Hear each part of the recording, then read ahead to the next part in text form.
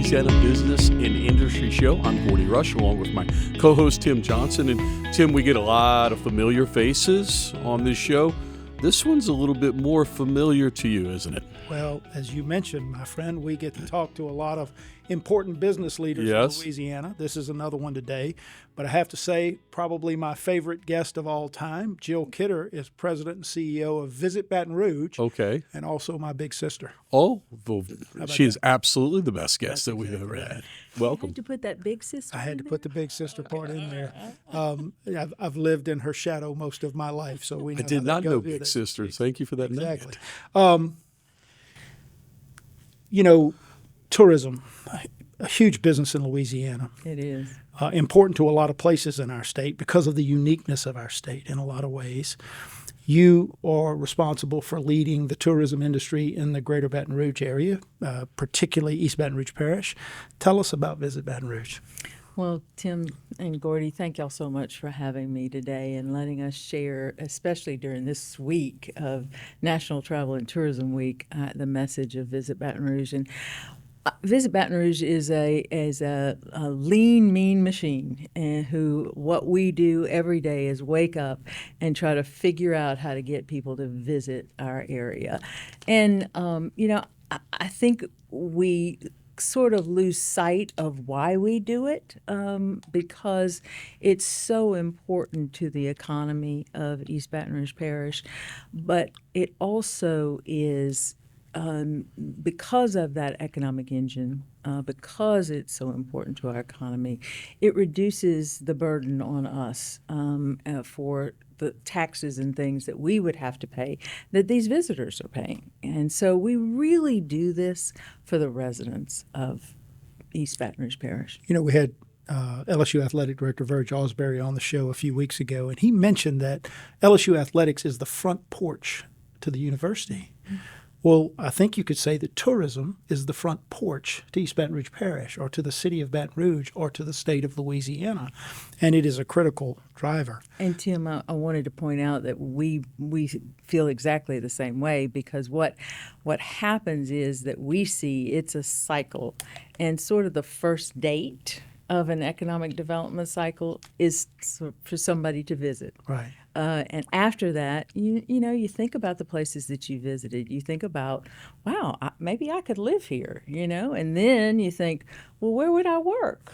What kind of businesses are here? And so it really just starts that cycle of people wanting to look at your place for so many reasons. Yeah, it really does. The work that you do, I think for those who might not be as familiar, Visit Baton Rouge would be generally considered the Convention and Visitors Bureau for East Baton Rouge Parish. But I also know the work that you're doing is having an impact. There are some areas from a tourism perspective that the city and the parish are actually winning in, right? Yeah, Talk a little bit about some of the places where Baton Rouge, East Baton Rouge is winning. Yeah, I say first and foremost that our friends and family are really a lot of the reason why people travel to East Baton Rouge Parish. And so that family travel is really important for us. And, with 15 museums and fairly economical hotels and restaurants and places that people can visit, a family can come here and enjoy themselves for a day or a day and a half. And, to see their state, especially if they're from Louisiana, to see their state capital and then the old state capital, the old governor's mansion, to go to the Knock Knock Museum and to go see Mike the Tiger or to the zoo. I mean, this is, we take these things for granted, but when others come in and we see it through their eyes, it's fabulous. I mean, they're so excited. These kids just have a ball. Another area that we're winning in is food. Of course, we win all over Louisiana with our food. But I always say that we're sort of that gumbo, that melting pot of all the food, the best foods in Louisiana. And I think a lot of that has to do with the political climate here. We're kind of that capital. We're the, parish seat. Everything happens here, and so people are brought in to see our and enjoy our food. We've got some great restaurants, and recently is Baton Rouge an underrated food town? Yeah, we really are. For the first time, we participated in a Southeastern program with Michelin. Michelin had not even been in New Orleans to look at their restaurants. And so all of Louisiana and all the other southeastern states pooled their resources and said, Michelin, come look at us. We can't tell you who to look at, and we don't, we're not going to do that, but come look. Send your people here to take a look at our restaurants. And we, for the first time, Baton Rouge now has 2 area restaurants listed in the American food, let's see, what is it? American South Michelin Guide. And it was the first ever, and we're going to keep this going. We've bought in for 3 years, and so, yeah, our food is definitely underrated. And I think that when people come here, they see what we have to offer. It's absolutely fabulous. And I think another place that we shine, and Gordy, you know this better than most, is our college athletics. People love this. So we've got somebody in Atlanta right now selling to international media at a trade show, and what they're wanting to talk about is LSU football, LSU baseball, LSU gymnastics. They love our college athletics, and of course the human jukebox, which everybody knows about. And so that is an attraction in itself. We also, our people are really the key. It's just amazing how wonderfully warm and the hospitality that we see from our people. And we're told that all the time by everybody who comes here.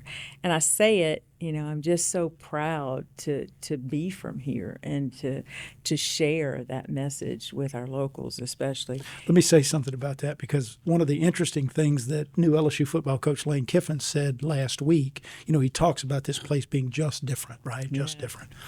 And he said, I'll probably get in trouble for saying this, but he said, what makes Louisiana different in one way is its people.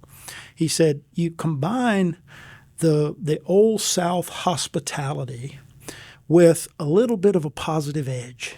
And he said, in that Cajun culture, and he said, it just makes the people here different. So it's perfectly in line with what you're talking about. You think about our tailgating.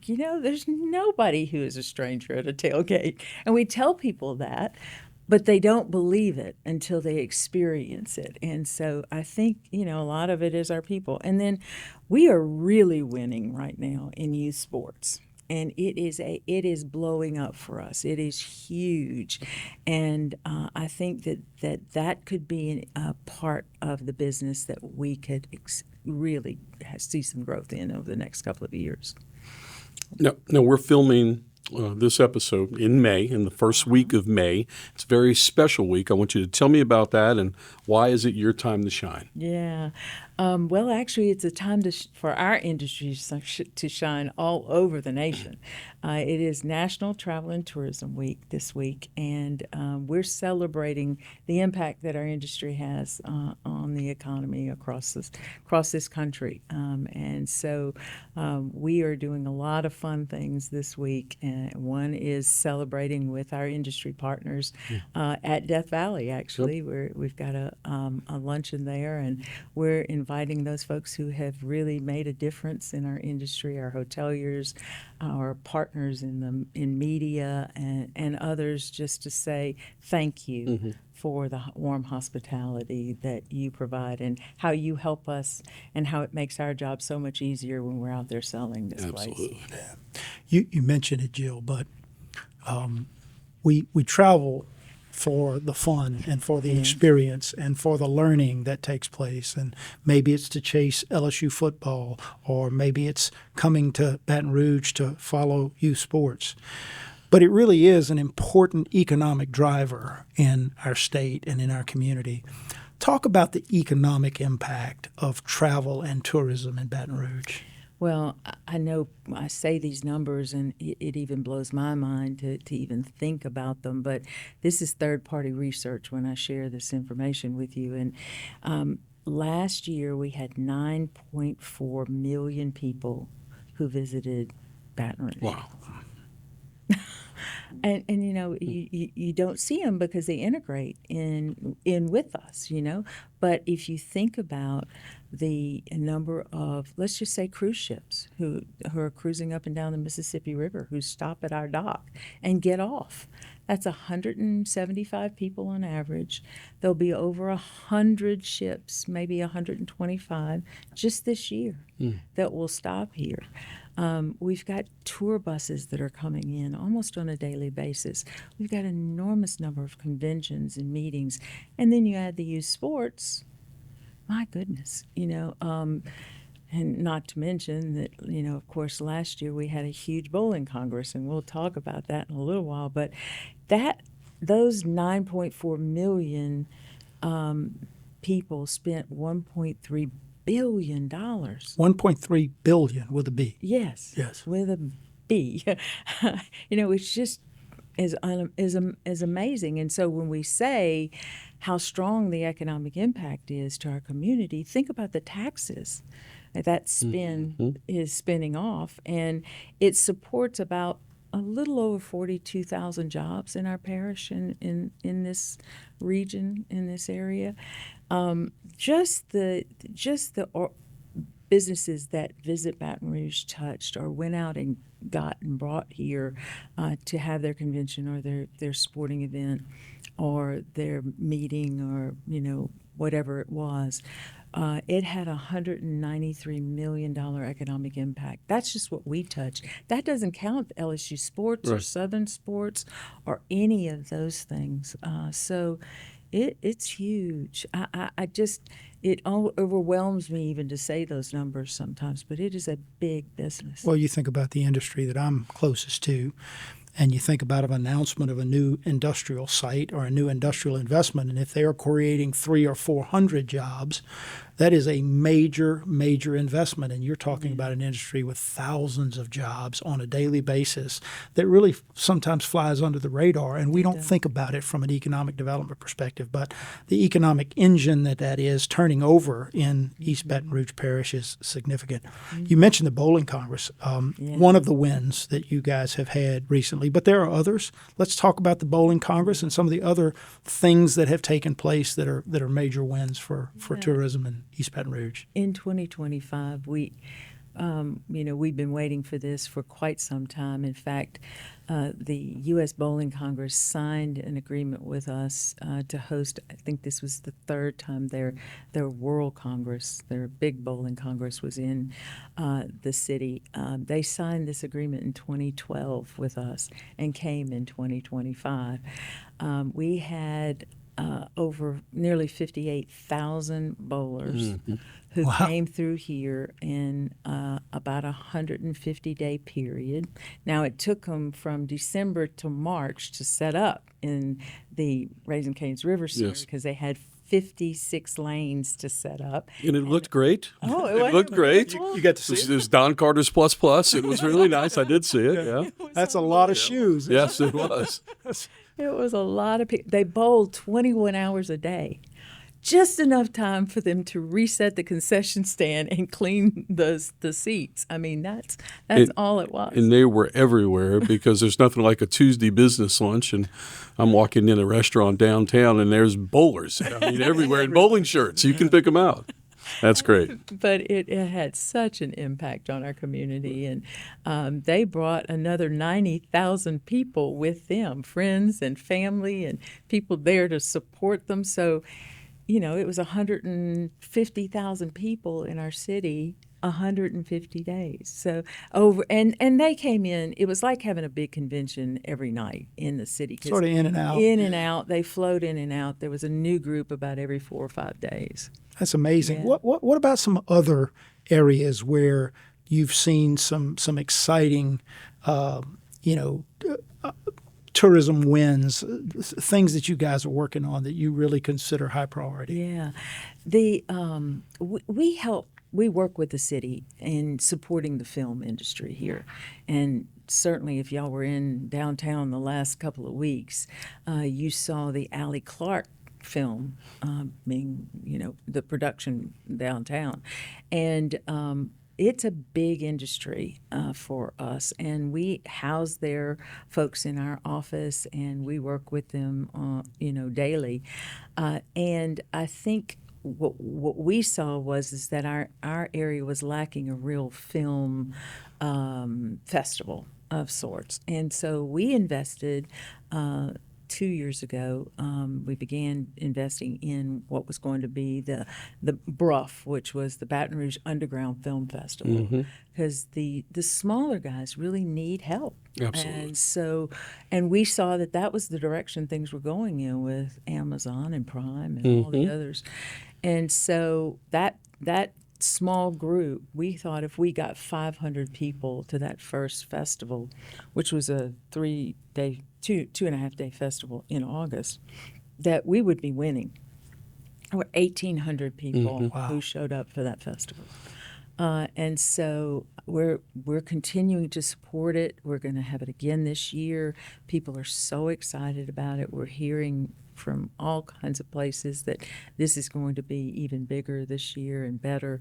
And so that film to us was a big thing that we needed to support. And of course, we've had so many big major films. Absolutely. I mean, Greyhound and Jack Reacher and what was Twilight and so many of the others filmed here in town, that we thought, wow, people really want to see this. And the lieutenant governor had done a research paper on the importance of film to bringing visitors to an area. Sure.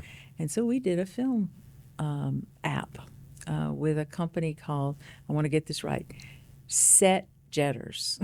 Okay. Say that fast. Yeah, it's Set Jetters app, and if you download the app, you can get to Baton Rouge, and you can go around. It takes you on a trail, a film trail, around the city, and you literally can put yourself in the movie. Oh, wow. Of where it was filmed. And so this is really a cool thing, and we're seeing it being used. We're excited about it. A couple more things I think Gordy and I want to touch on, and I want to talk more about this sports tourism and what it means to Baton Rouge as we go along. But tell us a little bit more about your team. I know you guys are also possibly looking at a renovation and new office space and that sort of thing. Tell us just briefly about that. Yeah, we've got about 20 full-time people, and of course we have some visitor centers, and so we house some part-time folks as well. But we've literally outgrown our office. We were on top of each other, and we were trying to grow our sports area, and we just don't have any more room. And so we began looking for another place downtown or in the area. It didn't matter because, we cover all of Baton Rouge, East Baton Rouge Parish, all 5 cities, so it didn't matter where we were. But we thought, okay, well, let's look for a space. And we found a wonderful location across from what is the Hilton now, that is now going to be the Sports Illustrated Travel and Leisure property. And so we're out for bid now for contractors, and we're hoping to be in that new building by probably maybe a year from now.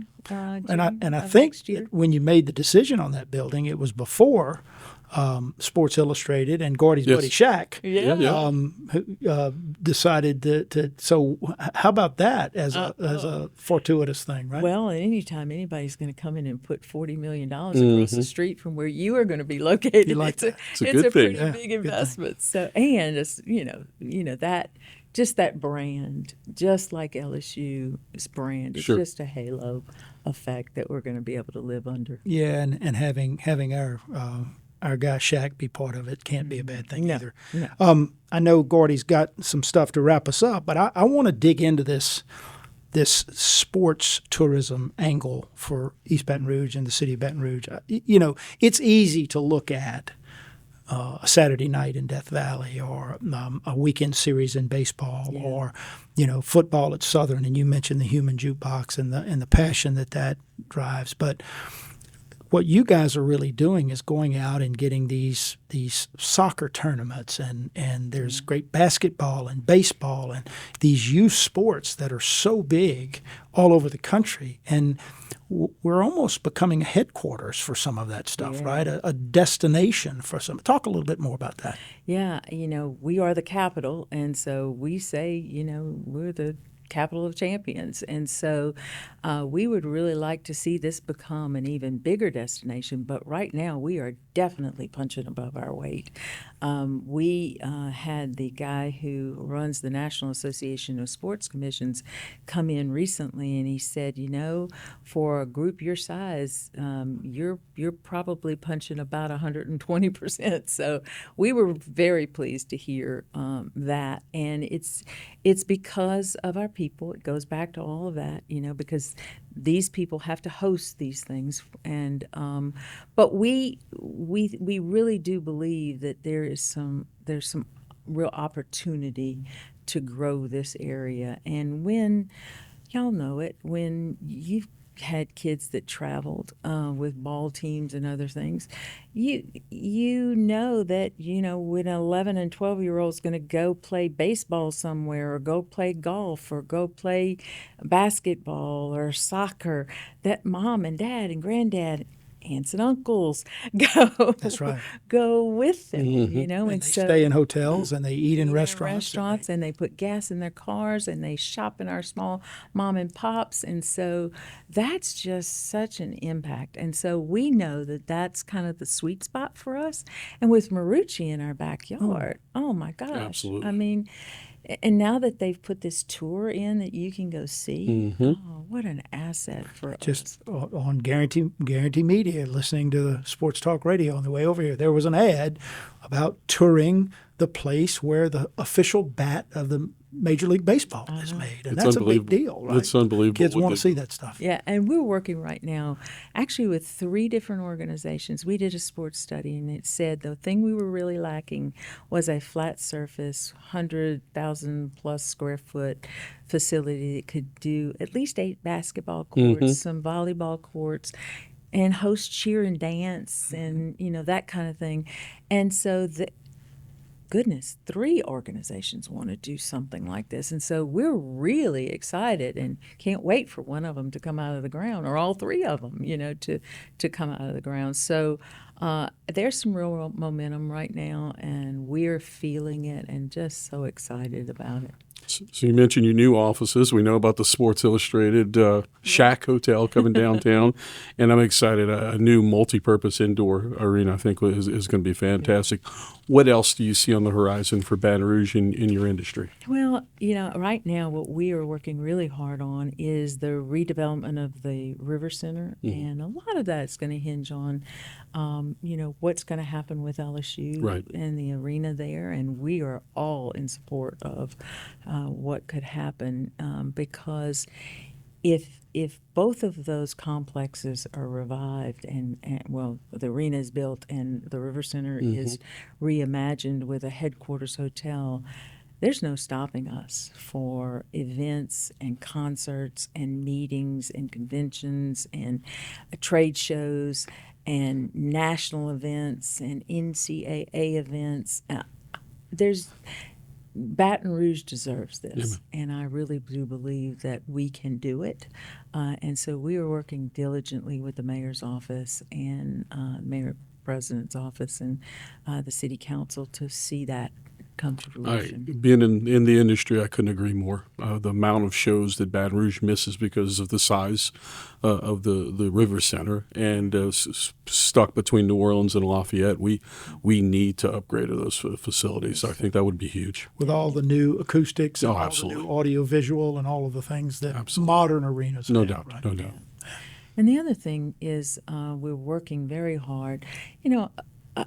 Although we have great cities across our parish, when we were looked at and people see us, they first come to the downtown area to see what is Baton Rouge all about? And so we know that we've got to continue the momentum of Plan Baton Rouge 1 and Plan Baton Rouge 2.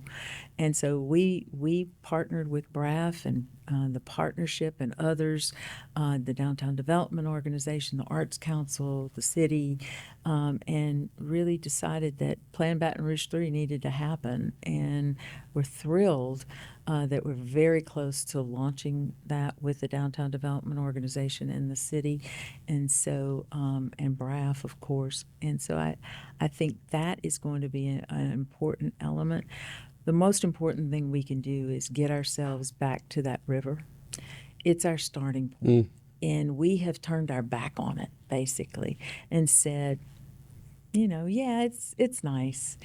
But others, we're used to seeing it, but others just marvel at it. Mm-hmm. And so we really put a focus on this in this plan to turn back to the river and figure out how it becomes our front porch. Well, if you think about a lot of the river cities that are leading in the tourism space, they have a well-developed, even the city of New Orleans has just done some redevelopment of the riverfront, really important stuff. Well, and not only for visitors, Tim, but we see it, again, in that economic development cycle as people are now choosing where they want to live, and then they choose where they might want to work. And so that being that kind of place that attracts that young professional or keeps our young professionals is key to us. And so we're playing into that as much as we're playing into the need for the visitor. And then I think of music, I think that what's going to be fun is that we put together a music fund, and we're looking at things in Death Valley and everything from Death Valley to Chelsea's and the arena, and just trying to make this what you described, not a jump over, but a destination for the music industry. And that they say we've got to play Baton Rouge. I mean, we've got nearly 60,000 students in this area. I mean, why wouldn't a concert want to? No question. Yeah. Why? And so that's the other big thing I think you're going to see come out in all of this.